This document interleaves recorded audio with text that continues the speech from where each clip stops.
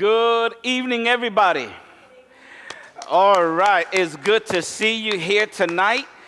And if you are watching online, we're happy that you are with us here tonight, watching us. Get ready to receive a message tonight. So make sure you have your phone on Do Not Disturb if you're watching online. Amen? So let's all stand and get ready to lift up the name of the Lord here today. Amen? Tonight. Amen. I'll get it right.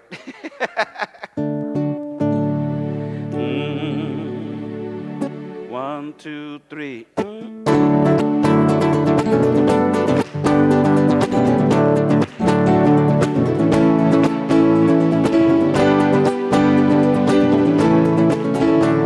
yes, here we go. My hope is built on nothing less than Jesus' blood and righteousness. I did not trust the sweetest frame, but wholly lean on Jesus' name. On Christ the solid rock I stand. All other ground is sinking sand. All other ground is sinking sand. When darkness seems to hide his face, I rest on his unchanging grace. In every high and stormy gale, my anchor holds within the veil. On Christ the solid rock I stand. All other ground is sinking sand. All other ground is sinking sand. His covenant, his blood, support me in the wealthy flood. When all around my soul gives way, he then is all my hope and stay. On Christ the solid rock I stand. All other ground is sinking sand. All other ground is sinking sand. When he shall come with trumpet sound, oh, may I then in him be found. Rest in his righteousness alone, for blessed to stand before the throne. On Christ the solid rock I stand. All other ground is sinking sand. All other ground is sinking sand. One more time. On Christ the solid rock I stand. All other ground is sinking sand. All other ground is sinking sand. Hallelujah, hallelujah, hallelujah. Amen. All right. Oh. Before you're seated, wave at somebody and tell them you're glad they're What's in happening? church. What's happening, people? And you What's may be happening? seated. How What's many of happening, you? Nick? How What's many of happening, you Alex? enjoyed the storm that wasn't? Amen. Amen. We Thank feel you, sorry Jesus. for those poor people up in the Northeast, but anytime that we are told we're going to have a storm and we don't have one, we're grateful. Amen. You may be seated. I think we got more rain the last 2 days than we did on Sunday. It's crazy. It's crazy. Later on in the service, we're going to really uphold one of our members in prayer. Dave Laguda had to be taken back to ICU. Of course, he has the coronavirus, and he has some very serious existing conditions. And so they rushed him back in up at Rockledge. He's in Rockledge. And so we're going to pray over him and Sheila, and especially for him. He just needs a miracle from the Lord. And so we know God is able. Amen? Amen. So we'll do that. But right now, who's a happy, hilarious giver? You ready to give? Amen. 5 ways to give. Easiest way is the church app. There's 2 stations at the front, and the ushers in the back have a bucket too if you'd like to not have to walk all the way to the front. What we'll do in just a moment is we'll stand, and then we'll pray over the offering, and then we'll remain standing for our worship tonight. So let's stand. Father, thank you for the privilege it is to worship you in our giving. Thank you, Lord, that we don't have to, but we get to. We give back a portion of what you've blessed us with through your tithes and our offerings. We pray just your blessing on it so that we can continue to reach people here in Sebastian and around the world through our missionaries and all the precious folks we support. In Jesus' name, and everyone says, amen and amen. Let's give.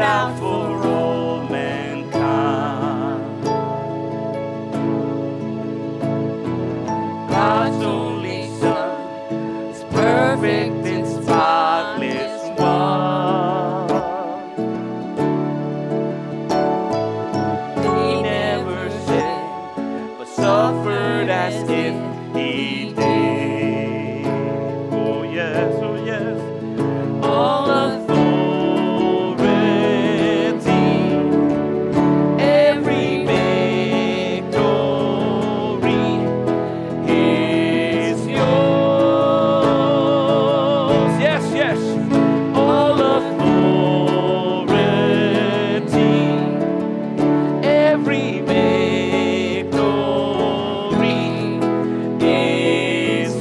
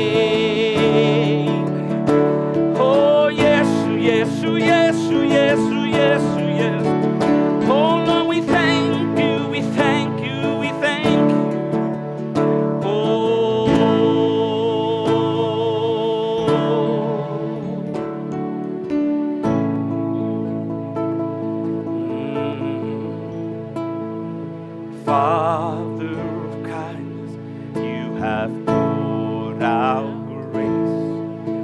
You brought me out of darkness, you have filled me with peace. Giver of mercy, you're my help in time of need. Oh, I can't help but sing. Faithful you are, faithful forever you will be. Yes, Lord. Faithful you are. All your promises are yes and amen. Oh, yeah. All your promises are yes and amen. Oh, yes, oh, yes. Yes, oh, yes, oh, yes. Te damos gracias, Señor. Hallelujah. Come on. Beautiful Savior, you have brought me near. You pull me from the ashes, you have broken every curse. Blessed Redeemer, you have set this captive free. Lord, I can't help but sing. Come on. Faithful you are. Faithful forever you will be. Oh, yes. Faithful you are. All your promises are yes and amen. Oh, Lord, your promises. And all your promises are yes and amen. Come on, yes. Faithful you are. Yes, you are. Faithful forever you will be. Faithful you are.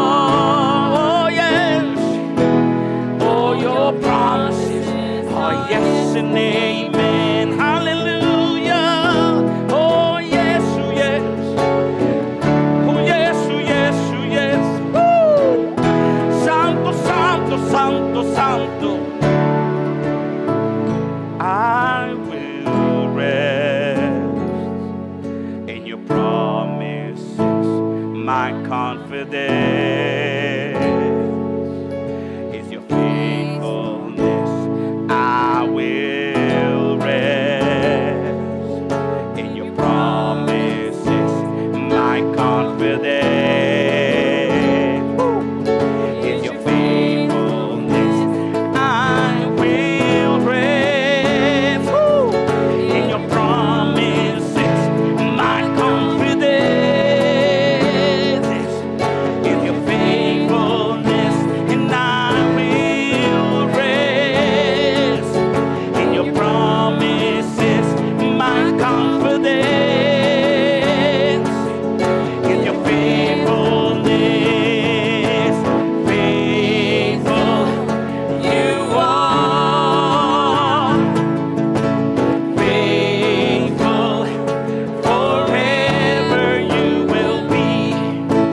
Faithful you are. Yes. All your promises are yes and amen. Faithful. Faithful you are. Yes, Lord. Faithful forever you will be. Faithful you are. Oh, yes. All your promises are yes and amen. All of your promises. All your promises are yes and amen. Oh, yeah. All your promises are yes and amen.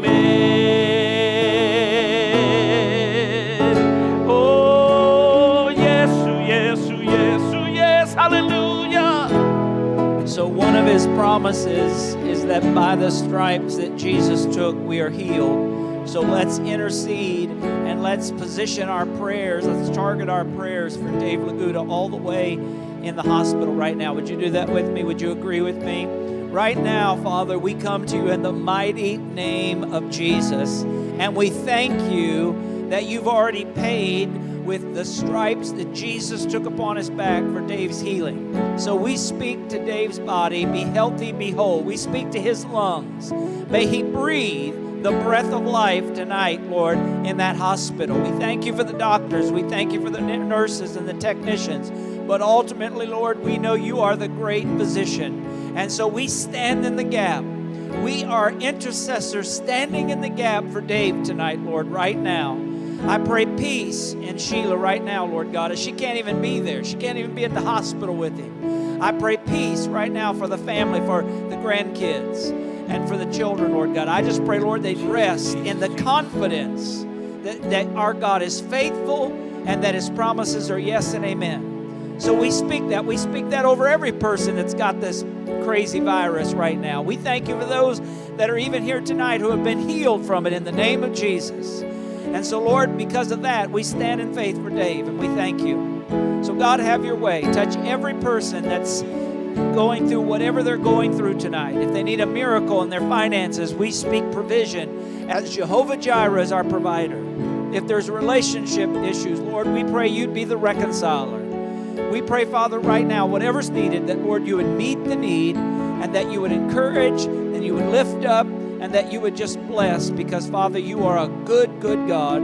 You're always good. You're only good. And so, Father, we thank you for that. I stand tonight and pray that you would bless the hearers of the Word of God, whether they're in 180, whether in Bible Explorers, in the nursery preschool, or right here in this room. And even as the men go off in a minute to man up, Lord, speak whoever who gives the word tonight. May the word not return void, but may it accomplish your purpose. So, Lord, we just pray. We thank you for your goodness and grace. We thank you, Lord, that, Father God, we didn't have any more damage or any more issues from the storm, Lord. We've gone through so many of those. And so, Father, we pray for our loved ones and friends in the Northeast, Lord, who have suffered with all this rain and wind. We just pray right now that you would just watch over them, strengthen them, Lord God. Provide the sustenance and the healing and the repairs and the recovery that they need, Lord, right now. So, Father, have your way in this place. Thank you for your goodness and your grace. Lord, we give you this night in Jesus' name. And all God's people said, amen and amen. Come on, give Jesus a big hand. Amen.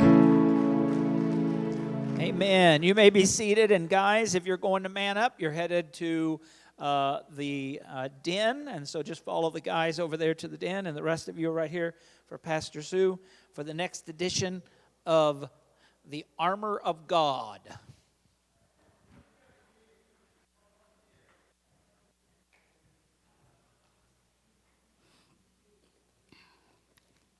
I don't know about you guys, but I need a minute. So let's just ask the Holy Spirit to come and be a part of our service. I don't ever want to stand before people, God, and not ask that your Spirit be present. And I'd ask that you would intervene, Father God, that you would be a part of this service. You are welcome here to do and say whatever you want to do and say. God, I ask that you would speak through me tonight, that you would be exalted and that you would be lifted up. I pray, Father God, that you will give me clarity in the direction that you want me to go. And, Father, that our ears will be open, our hearts will be attentive, and there will be quick soil to ground what you want into the soil, Father God, so that it can grow to the things you want to be in our lives. Now, God, I ask you to take charge and lead us and guide us. In Jesus' name. And everybody said, amen. Well, I am so glad that some of you guys decided, storm or not, you were coming out. So thank you so very much for that. And I want to just do a quick review. This may be the quickest lesson that we have of the 7 we have, because I had very short, quick little inserts from the Spirit, and that was about it. We started off, the very first lesson we had, we wanted to understand about the belt of truth. And unless we understand that the Word of God is what we base everything on, we won't get anywhere. I wanted you to know one thing and remember one thing from that lesson, that the Word of God, the belt of truth, is the only tangible piece of weaponry that we have. We can actually hold that in our hands. We can actually see that. We can actually read that. All the other weaponry are spiritual weapons that we yield, but this weapon, our Word, is something tangible. So we want to remember that. We also knew that we had the breastplate of righteousness. It's not our righteousness that we walk around in, but we walk around in the righteousness of God. And the main thing that God spoke to me about that is we do not have to carry the weight of that righteousness with us. It hooks to that belt of truth, and the truth is a stability for the righteousness we walk around in. One of the things that stuck out to me in that whole lesson that Spirit really made me see about that is people are looking to us to show them Jesus. If we're born again and washed in the blood of Jesus, people are looking to us to show them who Jesus is. And just like Paul and Silas said, look into me. Look into me. I don't have anything to give you, but if you look into me, you'll see Jesus, and him I want to give to you. So that's what stuck out with me there. Last week, one of the main things that we wanted to keep in is we have to live by a standard. In this day and time, everybody wants to set their own standard. Everybody wants to set their own truth. Everybody wants to have their own way. But if we keep the breastplate of righteousness on God, like God tells us, we're going to live by his standard. We're going to live by his guidelines, and we're going to live by his truth. The belt of truth carries the weight, like I told you, for all the things that we need to do for God. We're not left out there to carry things around by ourselves. God tells us to take his yoke upon us and learn about him, because his way is the easy way. We try to do it in our own power. We're going to fail. We're going to fall short. We're going to be frustrated, and we're not going to really understand what God's trying to tell us about the love he has for us and the love he wants us to show other people. Remember, one of the things that I really wanted to bring out last week is unrighteous living creates an atmosphere for the enemy. If he knows you're unrighteous and you're not living upright from God, you've created an atmosphere yourself for him to come and live in. He doesn't have to look for one. You created it for him. Now, tonight I want to start out, and I am so sorry, but I'm probably going to be doing a lot of this tonight. I know my friend said, don't apologize when you have to have a drink of water. Tonight we're going to start off with the shoes of peace. Now I think when we say peace, we think of some timid little thing. Am I right in that? Most people, when you say peace, the first thing they think about is something real quiet, real little, real soft, peace. Okay, the peace that God gave us when he left is the kind of peace that most people don't know anything about. Really, Christian people don't know really anything about the gift of peace that God gave us when he left. There's two different kinds of peace, and I'm going to start out with that tonight. There's the peace that you have with God, okay? And there's that peace that you have of God. Those are totally different things. The peace with God is when we have come to God, we've made our confessions of sin, we've given our life to him, we've turned everything over to him, and now we have peace with God. Right? That doesn't mean that we're walking in the kind of peace that he wants us to have. The kind of peace that he gave us when he went away was the peace that passes all understanding. He said, I'm not going to give you a kind of peace like the world would give you, because you know the kind of peace the world gives you. Here today, gone tomorrow, right? I'm peaceful with you right now, but in a few minutes it may be something totally different. Well, God's peace is not like that. God's peace surpasses any kind of understanding you can have. The whole world can be blowing up around you, and you can sit in total peace. Anybody ever known that kind of peace? That is the kind of peace that you want to consistently have. But can I be honest with you? Most people can't hold on to that kind of peace very long. Why? Because the sinister enemy that we fight, does not want us to have peace. He doesn't want us to have peace with God, number one. So when we've already made our confessions and we've said to God, forgive me my sins, I accept you into your life, okay, then he comes on and he wants to make sure that everything about your life is moving and shaking in the wrong direction from then on. Sinister means that he is out to plot against you. He's out to send specialized demons to attack you People don't want to hear that either. But that's what he does. He watches your life. Now you hear this and you're going to hear this until I'm done. He watches your life and he sees where there's a pitfall. He sees where there's a kink in your armor, and he sees most of all a place where there's unrest. He watches for that unsteadiness. He doesn't look for that person that's standing strong in God. He looks for that person that's wavering. He looks for that person that the least little thing can set them off. He looks for that person that one day it's good and the next day it's bad and you never know what direction. You know what I'm saying? Reeling and rocking. That's the kind of person that he's looking for, because he does not want you to have any form of peace. The enemy, like I told you again, you'll hear this until I'm done, has only 3 avenues to attack you in: kill, steal, destroy. And when it comes to your peace, he's going to use every entity. He's going to look for an opening where he can come in and steal away your happiness. He's going to look for an avenue where he can come in and convince you, no, that's not really what the whole thing's all about. Let me tell you what the real truth is. You remember what he is? He's a liar. He's the father of lies. His only language is lies, and that's what he speaks. And our Father speaks the truth. That's why it's very important that when the enemy comes to you to steal your peace, that you know exactly what the Word of God has to say about that. Because can I tell you one thing? That's the easiest thing that a Christian gets tripped up in. The things that's supposed to be the strongest, which is our feet, our shoes, our preparation for peace, are the things that we get tripped up the most in. Why? I want you to ask yourself that question this week. Why do I find it so easy to get tripped up when it comes to my peace? I was praying today and I was asking the Lord, I don't understand, Lord, why it is that your people really do love you. They really do care about you, but when it comes to this factor in their life, they have such a hard time trusting you with peace.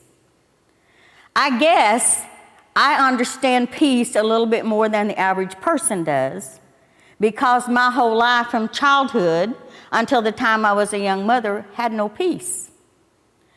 I'm talking when I would pull into my driveway, my stomach would tie up into knots because I never knew what I was coming up against. So every time I'd get steady and every time I'd get to a place in my life that I thought everything was good, and there was going to be a time of rest and there was going to be a time I could really enjoy the things God was doing for me, then the enemy was there to steal my peace. So peace and I try really hard to stay friends. And that's why. Because I don't want to feel like that again. I don't want to feel like every time that I have to look at an enemy, my stomach has to tie up in knots, or I have to feel like I don't have the authority God gave me to step up and take charge. But we all have to learn to feel that way. What my unrest and my unpeace is, yours may be totally different. Do you know it don't take a lot? It doesn't take a lot to steal people's peace anymore. Now, don't get me wrong. I'm not a crazy person. I realize what's going on out there in the world. There is no peace. Every time you turn around, there's this thing happening or that thing happening, and as soon as you think you've got one thing figured out, another thing will come to pass. Okay? Why are we shocked by that? Jesus told us plain. He said, in this world, you will have troubles. In this world, you will have troubles. But what? Be of good cheer. What? Be of good cheer. I have overcome this world. There's another scripture in there that says, because I have overcome, you can overcome also. Because Jesus did it, we can do it. That's what the whole armor is about. See, we want to pick up a piece of armor when we want a piece of armor. Oh, today I need truth, so I'll read me a little, right? Today I need to be a little bit more righteous, so let me put that breastplate on just a little bit stronger. Today I need peace because there is no peace, so let me try to run and find it real quick. Peace is something you walk in and day out. Peace is something you pick up in the morning, you walk through noon with, you walk through the afternoon, and you lay down with. And you know what? You're not going to do that without standing your ground.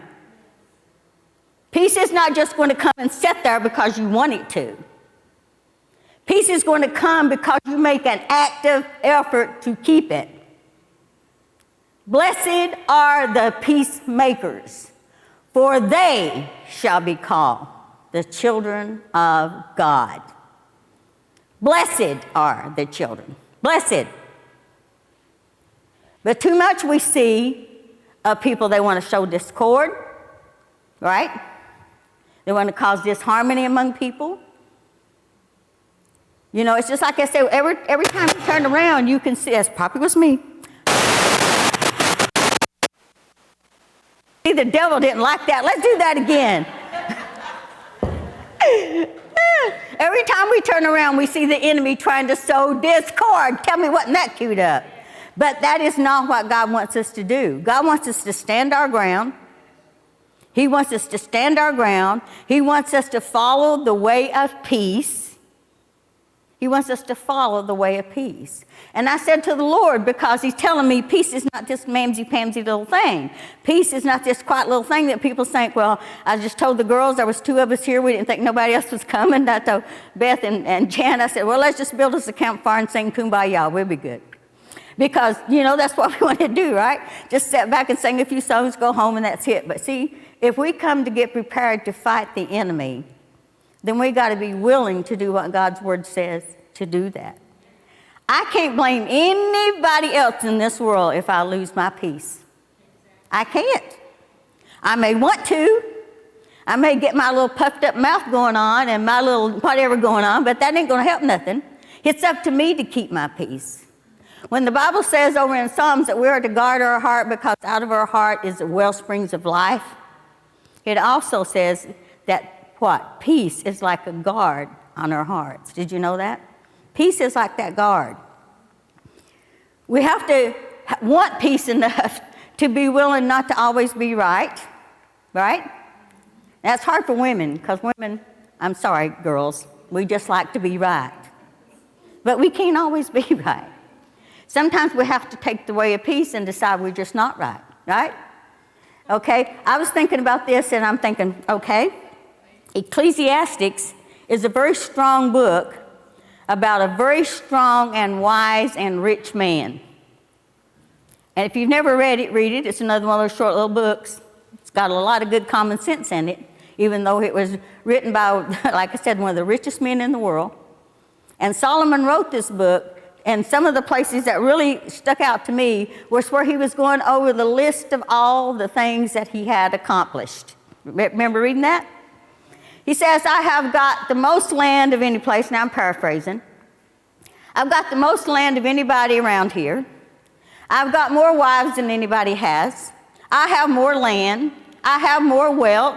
I have more houses. I have more, he even had said wives. I have more wives. He just gave a big long list of all this stuff that he had. Can I tell you, stuff will not buy you peace. Stuff will not buy you peace. Solomon, the richest man in the world in the Bible, and the richest, had everything, and this is what he said about all that. After I surveyed all this, paraphrasing, I had no peace. I found that it was all vanity and grasping at the wind. I found that it was all vanity and just grasping at the wind. Can I tell you? Stuff does not make peace. It doesn't. What is peace is knowing that you're walking in the way that God wants you to walk, and that you're doing what God has asked you to do, and that you are performing for who? An audience of one. An audience of one. But too many of us, we get our peace mixed up with performing for people. We get our peace mixed up with, if I make this group happy, then I'll have peace, right? If I make that group happy, then I'll have peace. And someplace in the middle of all that, we lose the peacemaker. We forget who he is. we forget what he is, and we forget the kind of peace that he wants us walking in, day out, morning, noon, and night. When I saw that we were going to have 100-day of prayer, and I like to pray anyway, and I'm not one of those people that, just crawl off in the corner and pray. I just pray all the time because my life needs prayer all the time. Maybe yours don't, mine does. But when I saw that we had a prayer for the morning, we had a prayer for noon, and we had a prayer for night, I thought, man, that is really cool. We're going to wake up talking to Jesus. We're going to talk to him at lunchtime. We're going to lay down talking to him too. That's all going to be good. And if there's anything that can bring peace to your mind and peace to your soul, it's some good prayer time with God. Good prayer time with God that says, this is what my problems are, Lord. This is what I've done wrong. This is where I fall short. This is where I want to be better. That good confession that comes from a soul that really wants God to be in charge of the peace of their life. But we have to be willing to see we possibly could be doing something wrong. We have to be willing to see that we actually need to tell God, these are my shortcomings. Do we have to tell him that? He knows that. God knows all the backroom secrets. Did you know that?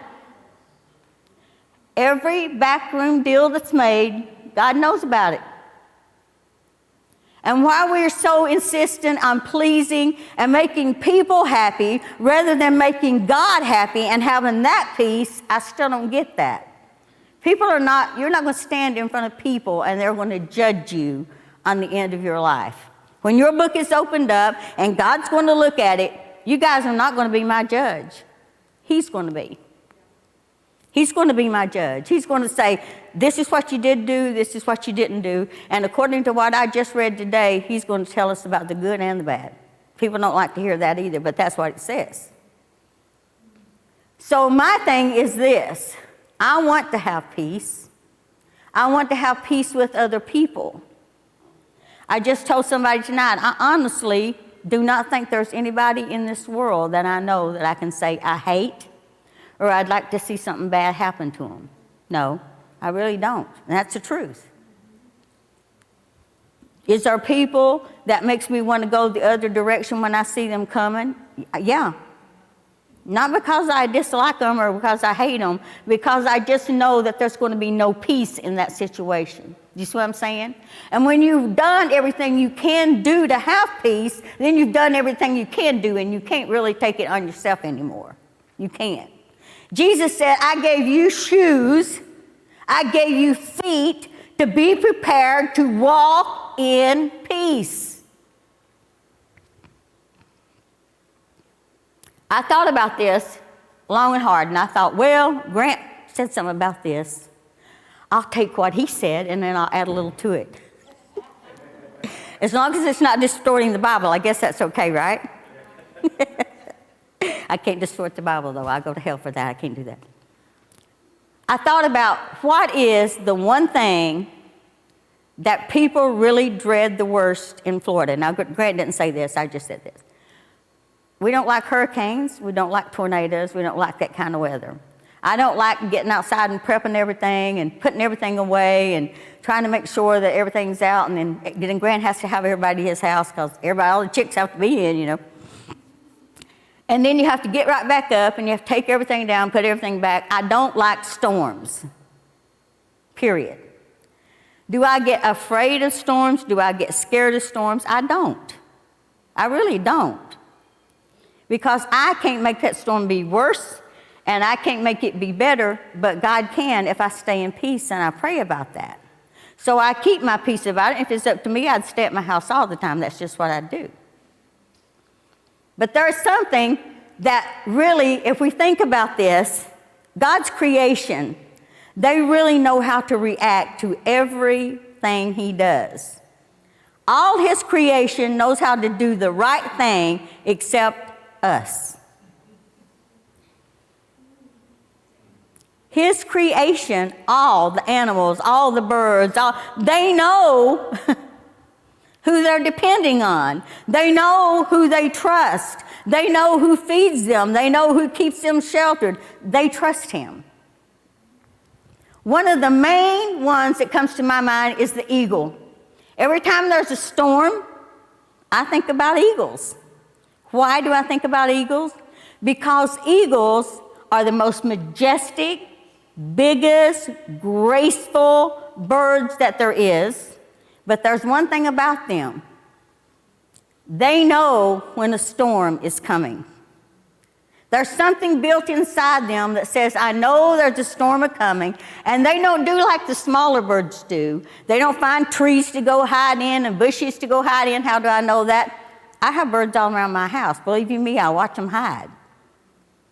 But they don't do that. They find the biggest peak of that windstorm, and they fly as far as they can fly above it, and then they use that storm to spread out their wings, and they rest as they fly above the storm.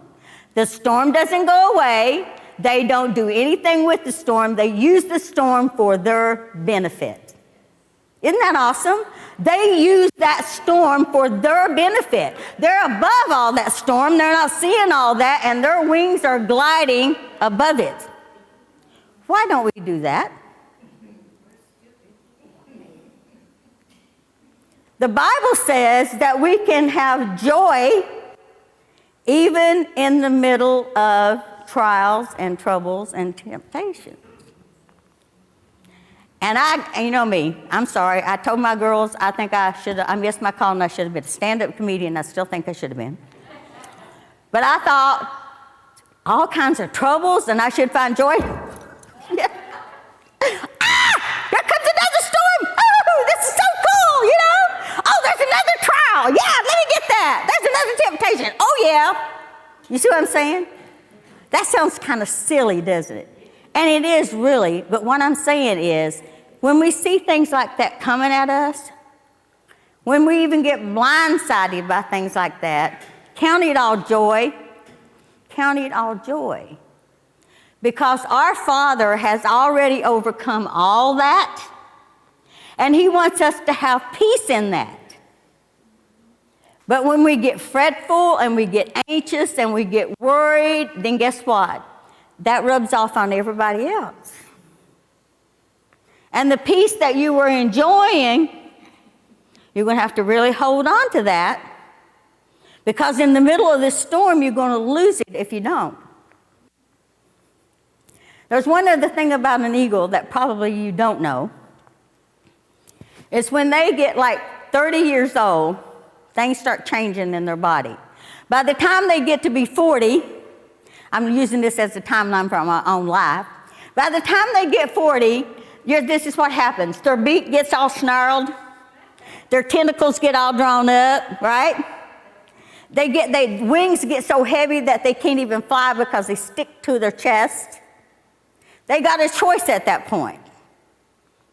Now, somebody take this to heart, not the joke it sounds like. They got a choice at that point. But it's going to cost them something.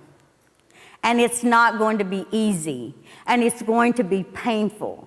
But in order to live to the 70 years that an eagle normally lives to, they have to fly high to the top of a mountain somewhere.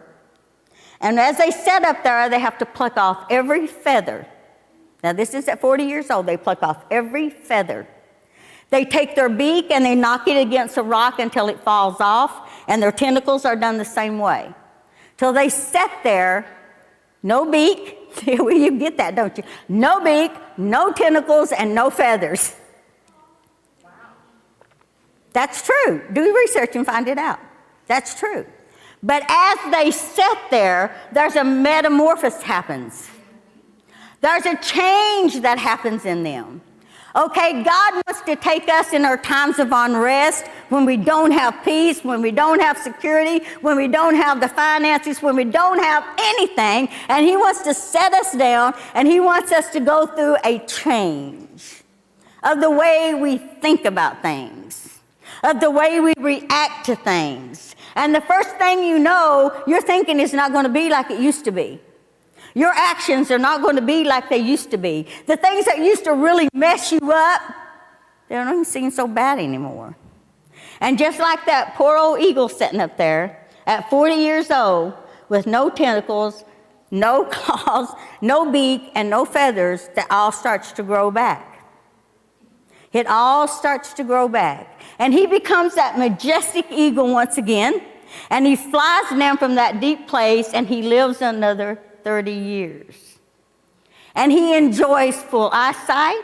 He still can hunt, and he still can do all the things he used to do before, but he's a better version now. I thought I was like that eagle. Everything used to really mess me up. It really did. And then Jesus come into my life, and things started changing. Did I have it all together at once? No. Some will tell you I still don't. I'm just saying.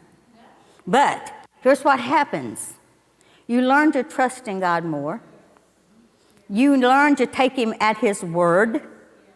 You learn to listen very intently for him to talk to you and to tell you directions and what to do and how to do it. He'll teach you supernatural love for people that you thought you never could love. He will show you the reason some people's behaviors are like they are. Do you know that 99.9% of people that hurt other people do that because they're hurting themselves? Did you know that? That's true. But all we can think about is, that really hurt me. That really hurt me. Listen, it ain't been that long ago because I was that bad myself. I'm not acting like this happened overnight. It didn't. But I'm learning now to look a little bit beyond that. Look a little bit beyond it. Look for where my peace is. Where is my peace? When God tells me I'm to be a peacemaker, I'm to follow the way of peace, and I am to be peace, he told me when I'm studying, peace is not a little timid word. Peace is not a little timid word. Peace is for some people that's bold. When the soldiers put on their shoes, when they got prepared for battle, those weren't just any little old shoes, as you can see. Those shoes were made up of two different kinds of brass, and they were made up all the way to their knees, all the way down to their ankles in two different parts that even curved around to fit their ankles and to fit their calves of their legs, and they were made in such a way they fit them perfectly.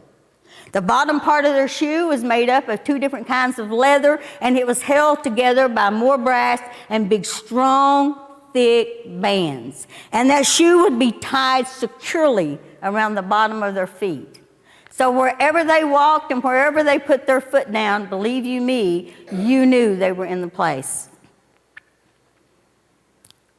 There's a scripture in the Bible that says, I will bruise Satan under your feet shortly. Now, I have to be honest with you. I looked at several different translations, and I've looked at this before, and it really never said nothing to me until this study. What that meant, what Paul meant when he had that scripture penned, I will bruise Satan under your feet shortly. When the Roman soldiers marched, the ones that Paul would have seen, they would have taken not big, long strides like we see some of the soldiers take now. They would have, because of the way their shoes were made, and because of the authority in their steps, get this part, because of the authority in their steps. We are to have authority when we walk in peace. Did you know that? That's why it's not a timid word. It is an authority word. I put Satan under my feet, and he will be bruised shortly.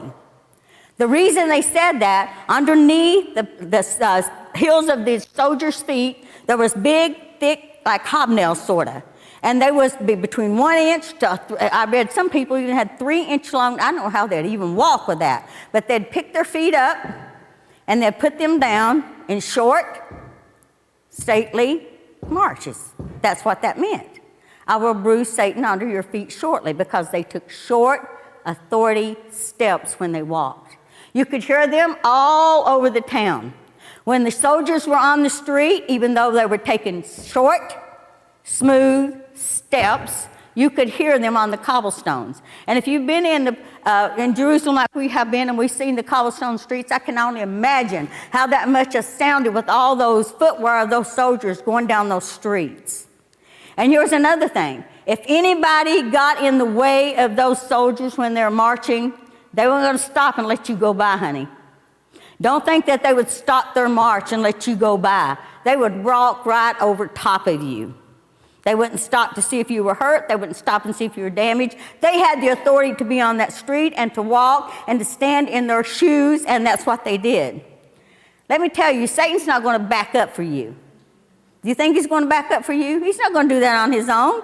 Honey, he's not going to do that on his own. He's going to see you coming. He's going to know you're walking in authority. He's going to know you have the peace of God inside of you and that you've connected with God through your prayer. He's going to know you have peace with God and peace of God. He is going to see you, and he's going to get nose to nose with you. And he's going to hope you'll stop, and he's going to hope he intimidates you enough to make you back up. Another thing about the soldier's shoes, because of the way that the cleats was on the bottoms of their shoes, to back up was not an option. You were going to be off kilter. You were not going to be standing very long.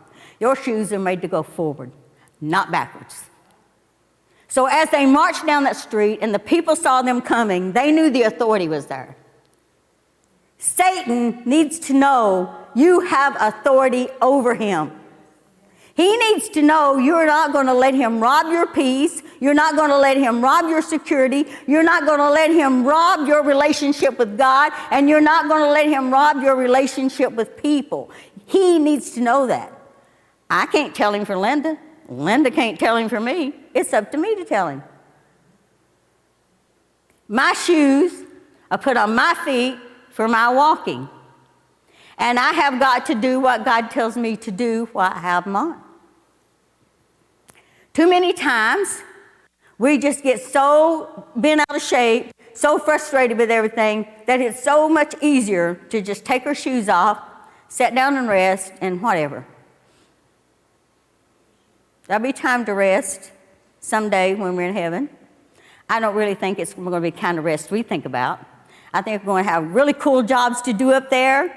And it's going to be really neat working for Jesus, don't you think? Really working for Jesus. I was like, okay, but we got to get from there to be able to do that.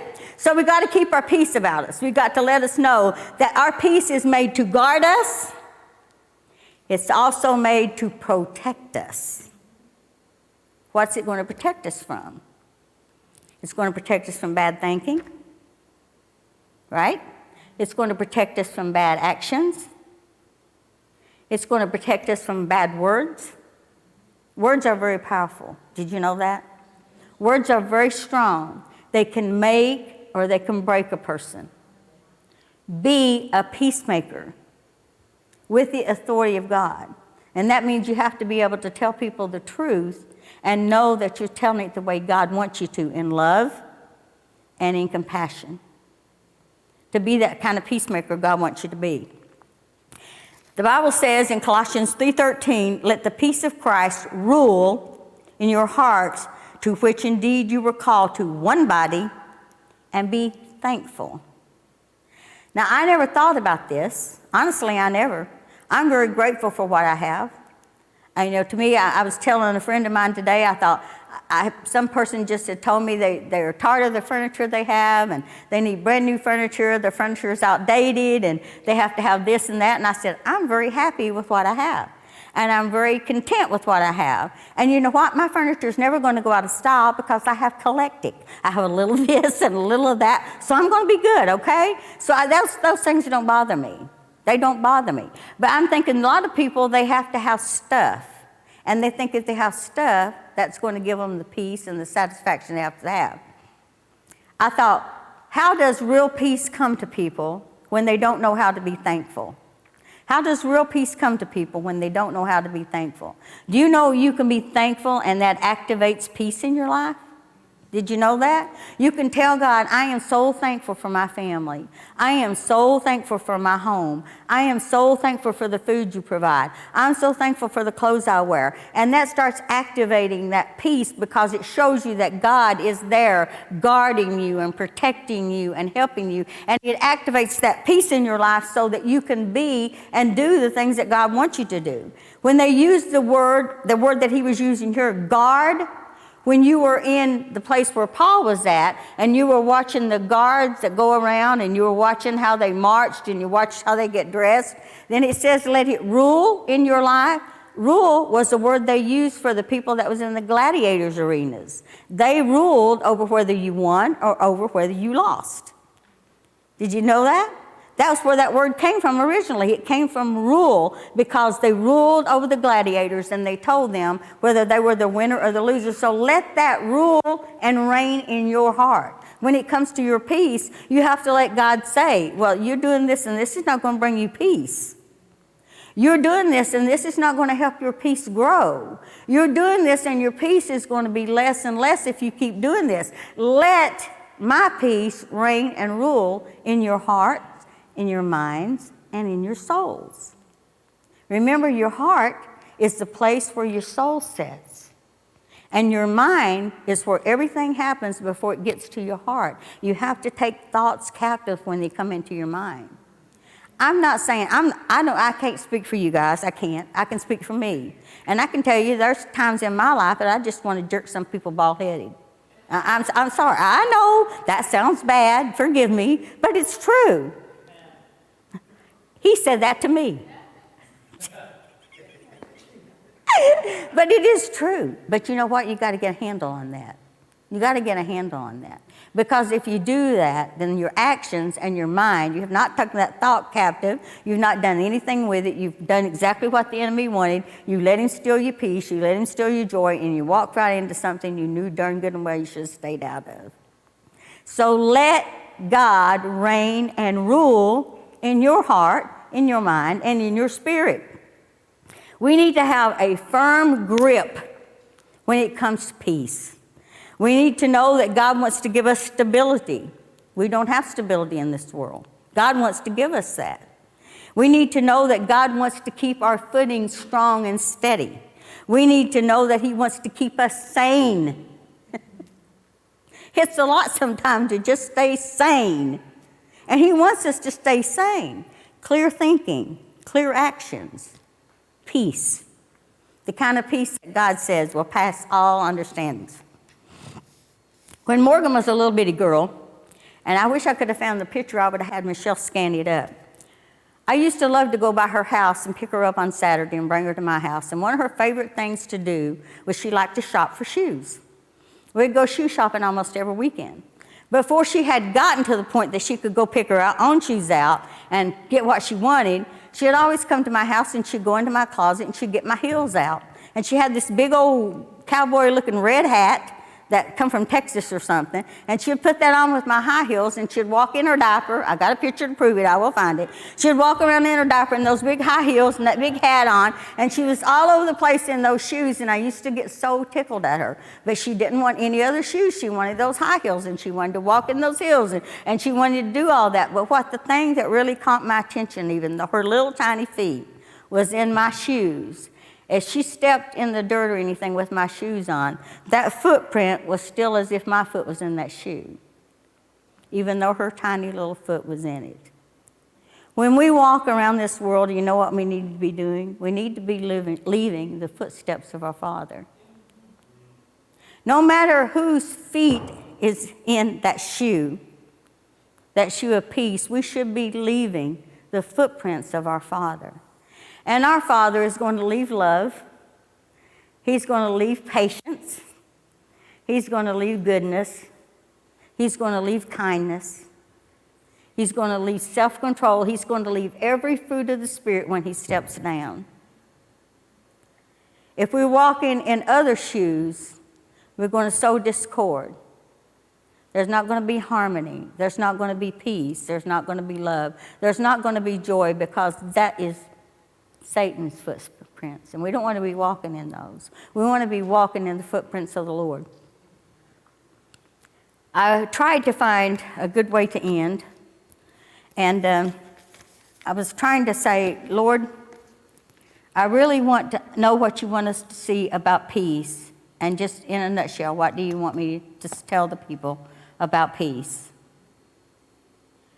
And this is what I got for the very end of what he said. Peace is for everyone. God didn't just pick up peace and say, well, Sue, if you do A, B, and C, that peace is yours. When he went away, just like he left the Holy Spirit for us, he gave us the peace that was his. His peace. That's what he said. I give you my peace. And if he gave us his Holy Spirit that empowers us to live in righteousness and empowers us to understand God's word, it certainly will empower us to walk and act in peace. Because all that is hooked together. Remember this, it's not just something you can pick up and put on when you want to. It'll cost you something. You'll need to be conscious of it. And you'll need to do it day in, day out, day in, and day out. Several different people come to my mind when it came to lives that they lived that they should have had everything, just like Solomon. Solomon should have been the happiest man in the world. He should have, he had everything, even wisdom. I'd like some wisdom myself. But he had everything, yet he was not happy with anything he had. Some of y'all are old enough to understand who I'm talking about. Some of the younger people are not. But George Eastman, he had the Kodak Company. That was the first film company that ever put anything into production. He had everything. He was the first of the first. We're talking millions and millions and millions of dollars. Yet he wound up committing suicide. It didn't buy him any peace at all. When Marilyn Monroe died, the newspaper read, Marilyn Monroe dies today, proving that $10,000 a week can't bring you peace. Proving that $10,000 a week can't bring you peace. I thought about George Hughes. He owned the big airplane people. He ordered airplanes all over the world, and he's one of the richest, billionaire, over and over and over. He died at 70 years old alone, with his fingernails and his toenails and his hair so grown out. He wouldn't let anybody around him. He was a germophobic. He had all this money, yet he died alone and no peace. The bottom line is this. The only thing that can give you peace in your life and allow you to walk in peace in your life and allow you to keep peace in your life is the Lord. That's the only way that can happen. And he has already given it to you. You just have to take the initiative to pick it up and put it on. I'm going to end with this. I don't know if any of y'all know who Horatio Spafford is, but he was one of the richest men in the world in the 1800s. He owned a lot of land. He was a banker. He was a born-again Christian. He served well in his church. When the Chicago fire broke out, it destroyed almost all of his property, almost bankrupted him. He lost his only son at 4 years old to scarlet fever, his only son.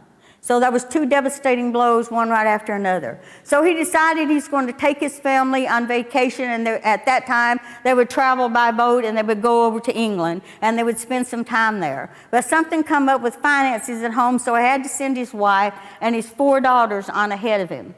So as they crossed the sea, they were struck by another ship, and the boat went down. And the story on that was within 12 minutes, 200 people perished in that ocean, including his wife. Including his 4 daughters, only his wife lived.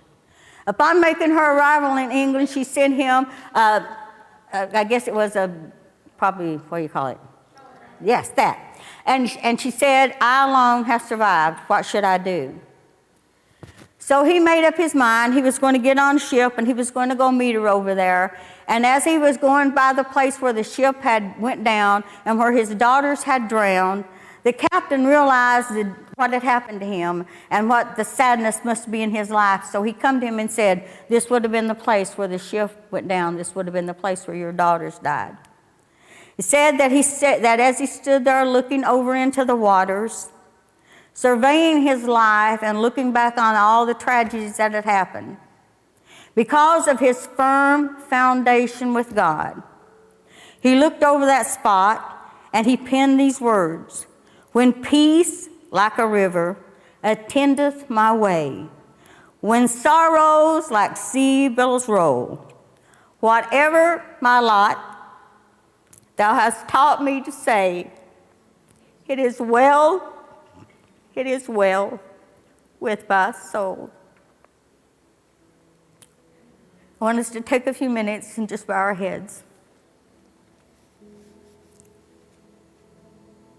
Is it well with your soul?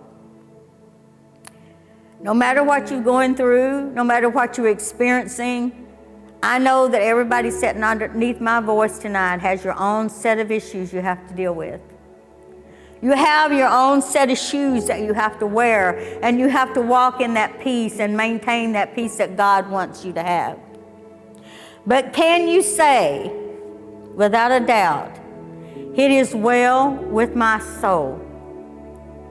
And if you can't say that, then my Father who loves you wants to give you his peace. He wants to share his joy with you. He wants to show you how to be an overcomer. And as he trains you in peace, you too can say, regardless of what comes along, it is well with my soul. If you're here tonight and you don't know the Lord as your Savior, this is your opportunity.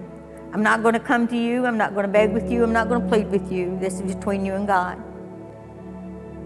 But remember what I told you. God sees all the backroom deals, and he knows if it's well with your soul. You don't have to talk to me. You don't have to talk to nobody. You do have to talk to God. Make this the night that you walk out of this place saying, no matter what comes my way, no matter what comes my way, it's well with my soul. Maybe you're here and you're fighting battles and there is no peace. And no matter what you try to do, the peace don't come. And you're tired of fighting. Let God give you that peace tonight. Let him give you that gift. He's offering it to you. It's yours. All you've got to do is reach out and take it. I challenge you this week to go down your list of things that steal your peace and rob your joy, and know who's behind it. The Spirit of God is moving, and God is speaking to hearts. God says he wants you to have an abundant life. And abundance don't mean things. Abundance means your relationship with God and the peace he brings. If you want to respond to God in any of these ways, quickly slip your hand up and straight back down. Thank you, Lord. You see those hands. The tormentor wants to destroy you, and God wants to give you peace. Jesus, I've done what I felt you had me do. And God, I release these people this week through your hands. I ask you, God, to speak to them in psalms and hymns and in ways that they know it's just you, God. And at the end of the day, as they speak with you, may they say, it is well with my soul. God bless you. I thank you all for coming. I appreciate you more than you ever know. I'm around if y'all need me. So God bless you.